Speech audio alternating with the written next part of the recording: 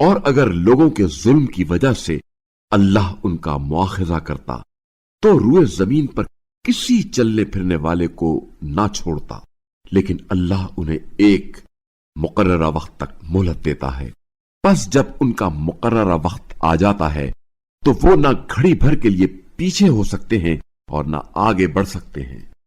اور یہ لوگ وہ چیزیں اللہ کے لیے قرار دیتے ہیں جو خود اپنے لیے پسند نہیں کرتے، اور ان کی زبانیں جھوٹ کہتی ہیں کہ ان کے لیے بھلائی ہے، جبکہ ان کے لیے یقیناً جہنم کی آگ ہے، اور یہ لوگ سب سے پہلے پہنچائے جائیں گے۔ اللہ کی قسم، آپ صلی اللہ علیہ وآلہ وسلم سے پہلے بہت سی امتوں کی طرف ہم نے رسولوں کو بھیجا، لیکن شیطان نے ان کے اعمال انہیں آراستہ کر کے دکھائے، بس آج وہی ان لوگوں کا سرپرست ہے اور ان کے لیے دردناک عذاب ہے۔ اور ہم نے صرف اس لیے آپ صلی اللہ علیہ وآلہ وسلم پر کتاب نازل کی ہے تاکہ آپ صلی اللہ علیہ وآلہ وسلم وہ باتیں ان کے لیے واضح طور پر بیان کریں جن میں یہ لوگ اختلاف کر رہے ہیں، اور ایمان لانے والوں کے لیے ہدایت اور رحمت ثابت ہوں۔ اور اللہ نے آسمان سے پانی برسایا، پھر اس سے زمین کو زندہ کیا اس کے مردہ ہونے کے بعد۔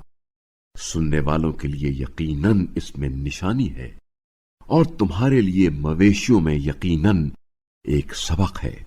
ان کے شکم میں موجود گوبر اور خون کے درمیان سے ہم تمہیں خالص دودھ پلاتے ہیں جو پینے والوں کے لیے خوشگوار ہے، اور کھجور اور انگور کے پھلوں سے تم نشے کی چیزیں بناتے ہو اور پاک رزق بھی بنا لیتے ہو۔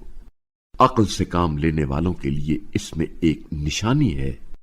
اور آپ صلی اللہ علیہ وآلہ وسلم کے رب نے شہد کی مکھی پر وحی کی کہ پہاڑوں اور درختوں اور لوگ جو عمارتیں بناتے ہیں ان میں گھر چھتے بنائے، پھر ہر قسم کے پھل کا رس چوس لے اور اپنے پروردگار کی طرف سے تسخیر کردہ راہوں پر چلتی جائے۔ ان مکھیوں کے شکم سے مختلف رنگوں کا مشروب نکلتا ہے جس میں لوگوں کے لیے شفا ہے۔ غور و فکر کرنے والوں کے لیے اس میں ایک نشانی ہے۔